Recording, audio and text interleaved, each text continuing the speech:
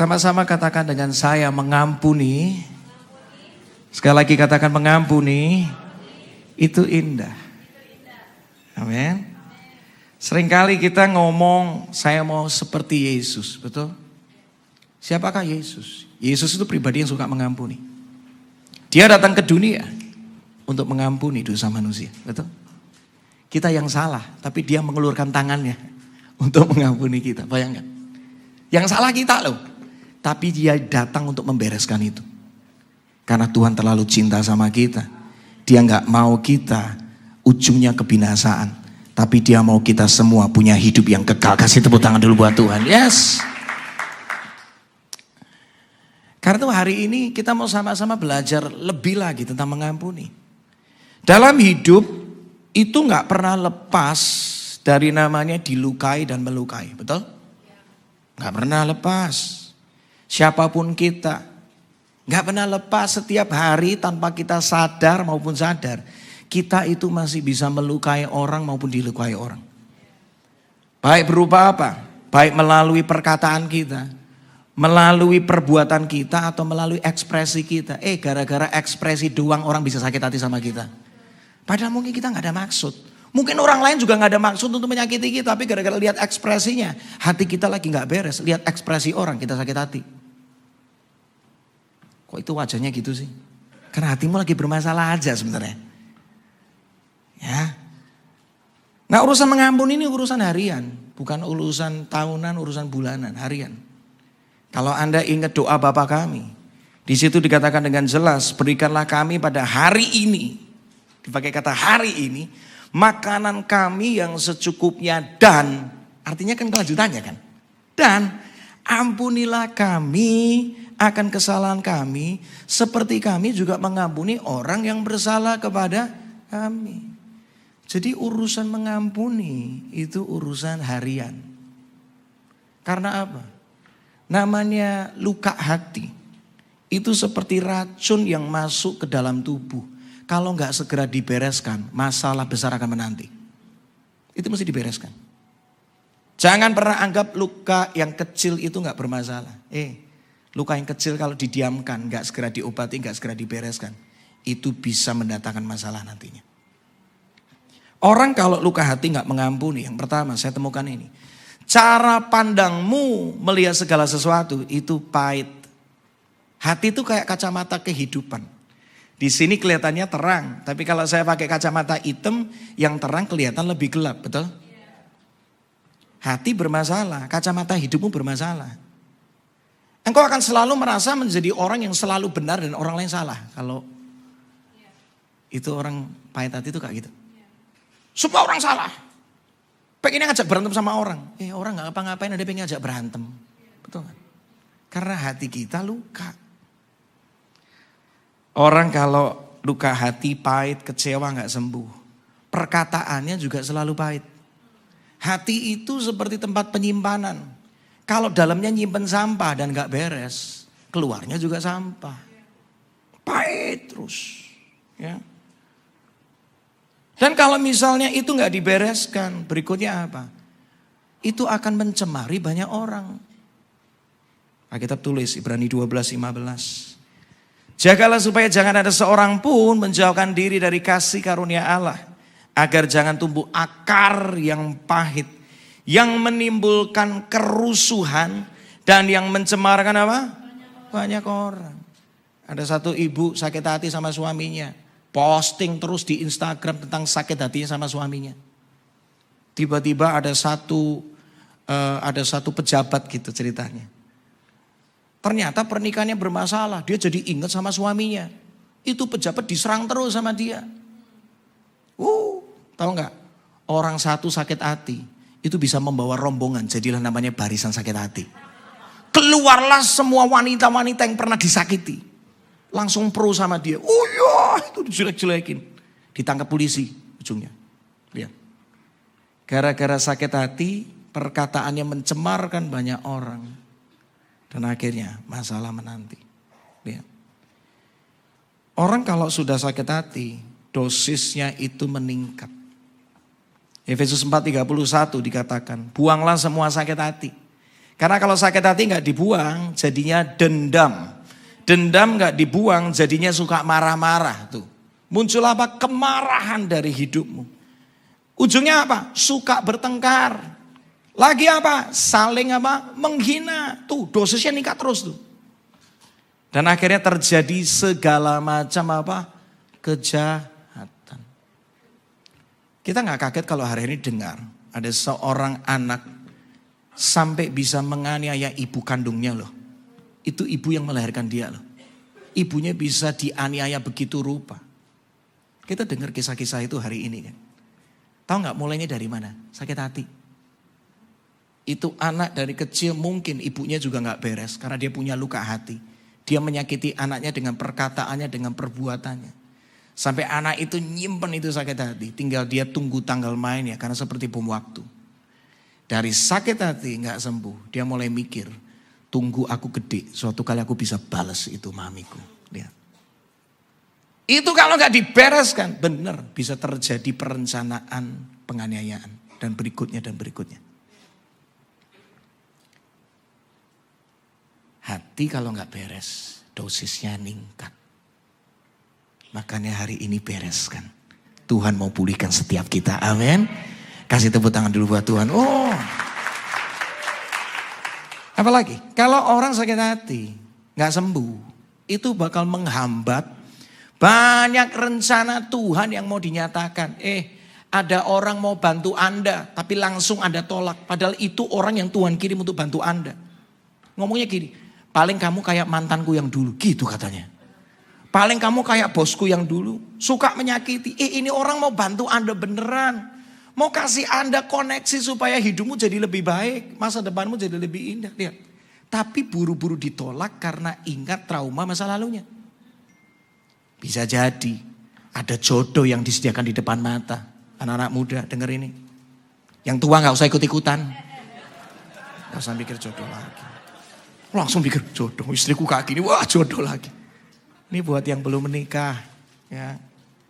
Bisa jadi karena kita punya luka masa lalu.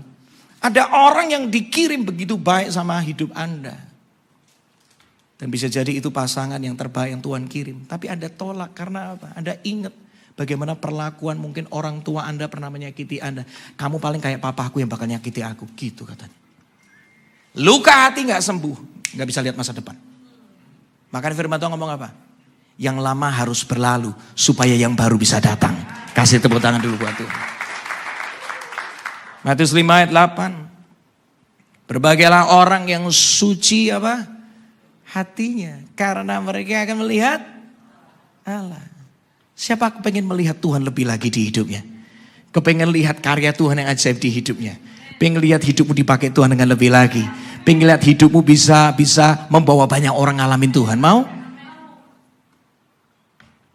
Dimulai dengan apa? Hati mesti bersih lagi. Karena kalau hati gak bersih, kita gak bisa lihat Tuhan bekerja dengan dahsyat. Pertanyaannya gini, bagaimana saya hari ini bisa mengampuni? Ya, saya minta pemain keyboard bisa maju, Lydia atau yang lain bisa maju. Pertama ini, bagaimana kita bisa mengampuni? Yang pertama, ingatlah betapa besarnya apa? Pengampunan Tuhan di hidup kita. Ingat itu dulu. Karena kita cuma bisa mengasihi kalau kita mengalami kasih Tuhan. Firman Tuhan berkata, Kolose 3:13, main di E. Kolose 3:13, bersabarlah terhadap sesamamu dan saling mengampunilah. Jika kamu merasa seorang sudah berbuat salah sama kamu, ampunilah mereka. Ampunilah mereka. Alasannya karena apa? Karena Tuhan sudah mengampuni kamu. Kita baca satu ayat lagi ya. Markus 11, 25, 26. Ini yang lebih urgent. Lebih penting lagi kita mesti ngerti. Karena urusannya fatal tuh kalau gak mengampuni. Kita mesti ngerti ini. Setiap kali kamu berdoa, periksalah dirimu sendiri. Kalau kamu masih menyimpan sakit hati sama seseorang, maafkanlah orang itu lebih dahulu. Supaya Bapamu yang di surga juga mengampuni apa? Semua kesalahan. Ditutup dengan kalimat ini. Tetapi kalau kamu tidak memaafkan orang lain, Bapamu yang di surga juga tidak akan apa? Ini kebenaran. Bayangkan kalau kita tuh gak diampuni Tuhan ya. Apapun yang kau kerjakan, ujungnya kebinasaan.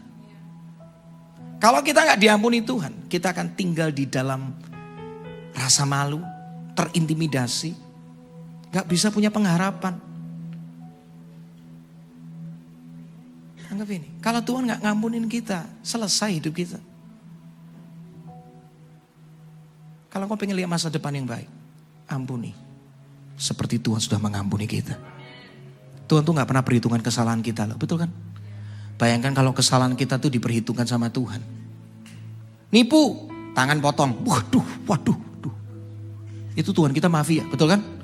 Tapi Tuhan kita adalah Tuhan yang penuh dengan kasih. Dia terlalu cinta sama kita. Alkitab berkata tidak pernah ditimpakannya kepada kita sesuai pelanggaran kita.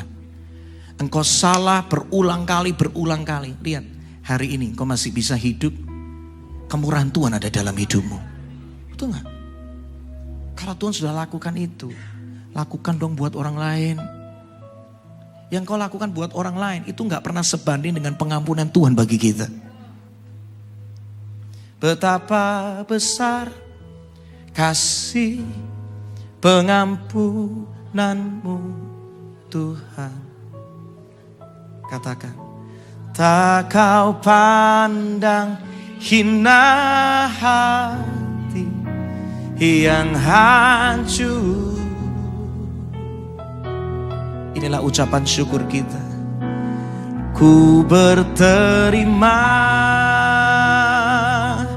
kasih, katakan, kepadamu ya Tuhan. Pengampunannya, katakan sama-sama, pulihkan. Kalau kita gak diampuni, kita gak dipulihkan. Tapi karena Tuhan mengampuni kita, hidup kita dipulihkan semua hari ini. Ingat betapa besarnya pengampunan Tuhan dalam hidupmu. Ketika engkau mengingatnya, hatimu gak tahan.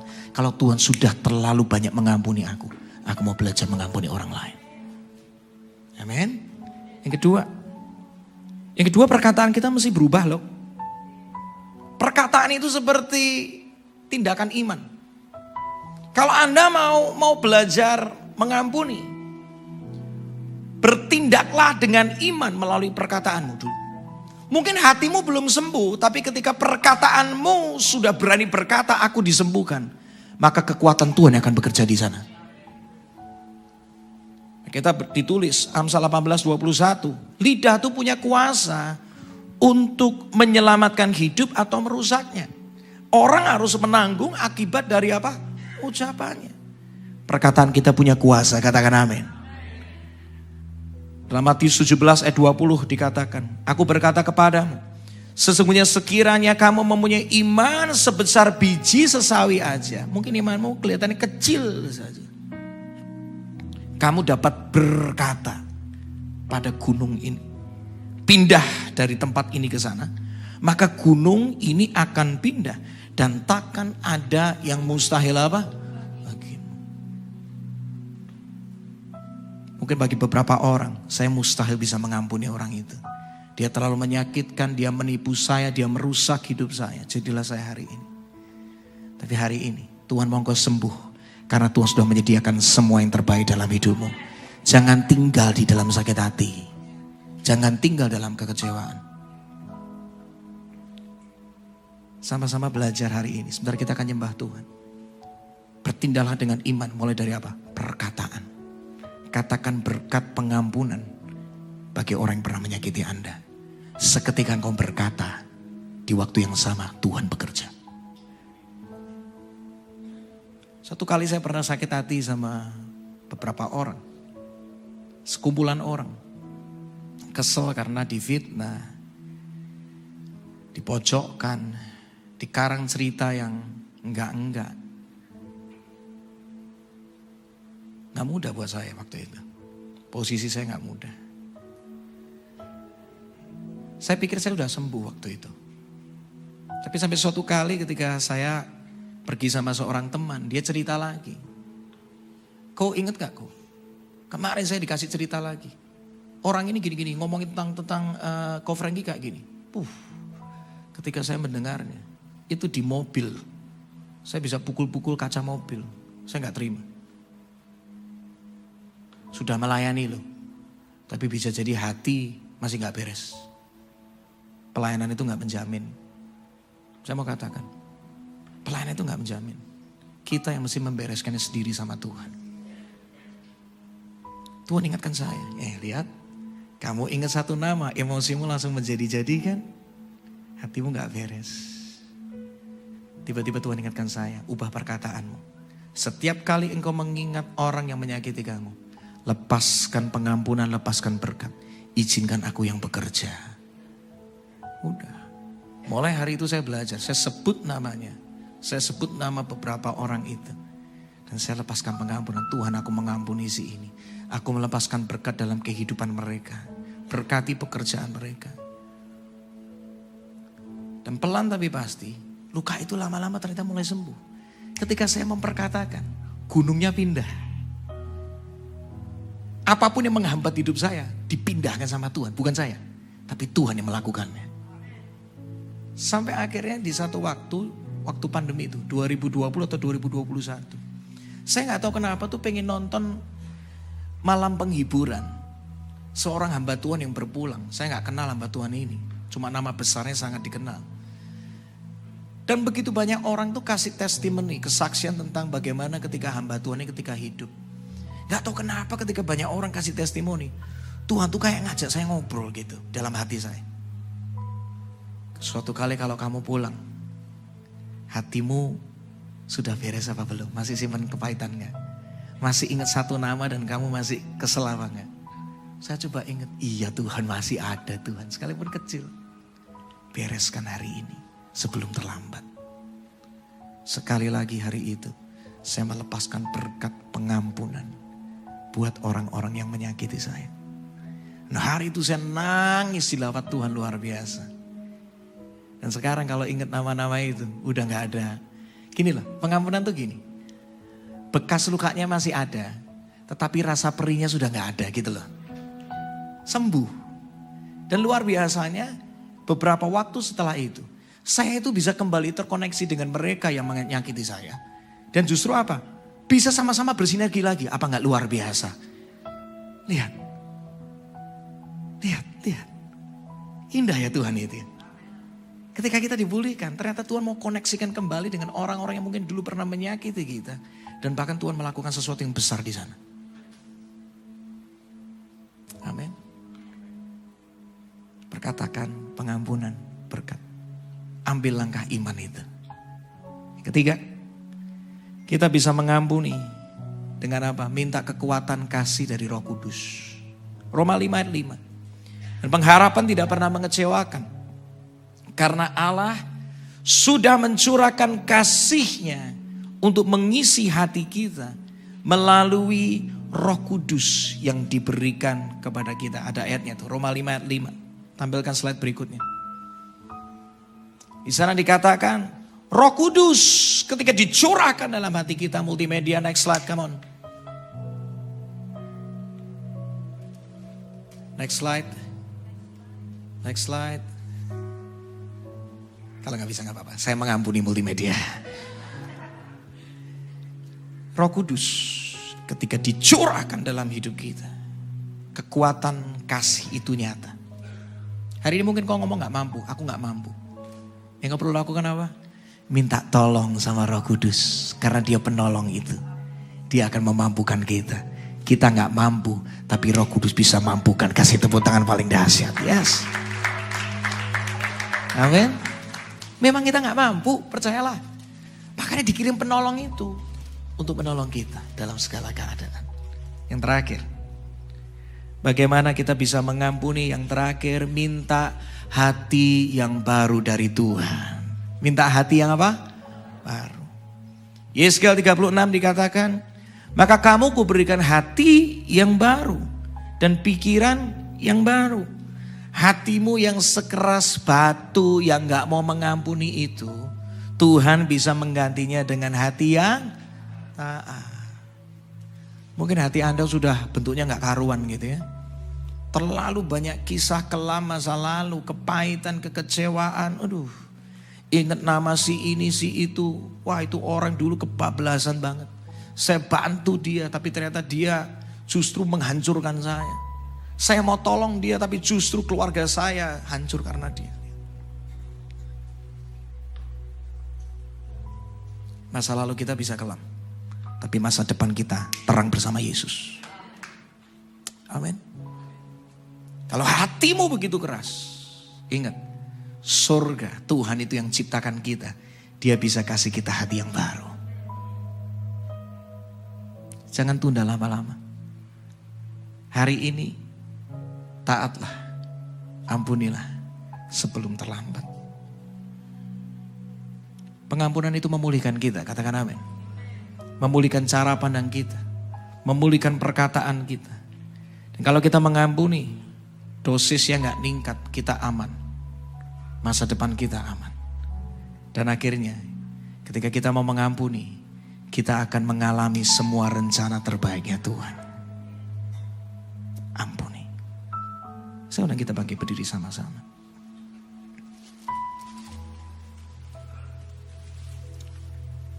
Yang saya belajar tentang manusia. Manusia itu lucunya gini. Ini setiap kita. Kalau orangnya masih hidup, gampang inget jeleknya orang itu. Tapi waktu orangnya gak ada, kita gampang inget baiknya orang itu. Betul gak? Oh, ketika lihat jenazahnya gitu. Oh, ini orang baik loh. Padahal dulu waktu orangnya masih hidup kita ngomongin yang jelek terus. Orangnya. Tahu gak? Itulah manusia. Saya gak tahu Anda sakit hati sama siapa, tapi Tuhan tahu kan. Dan dia bisa pulihkan hidup. Bisa jadi mungkin hari ini Tuhan ingatkan engkau adalah orang yang pernah melukai orang lain. Bisa jadi. Tanpa engkau sadar. Mungkin kau pernah lakukan sesuatu yang menyakiti orang lain. Kalau Tuhan hari ini ingatkan itu. Bereskan. Mumpung orangnya masih ada. Mumpung orangnya masih ada, bereskan. Anda masih bisa WA, Anda bisa say hi. Mulailah kembali, izinkan kasih Tuhan yang menang, katakan amin. Jangan izinkan kebencian yang menang, karena kebencian itu merusak. Tapi kasih Tuhan akan memulihkan kita. Pakai momen Natal ini. Supaya kita pertama, kita mengampuni. Tapi juga kita diampuni. Amin. Siapa mau mengalami kasih Tuhan hari ini?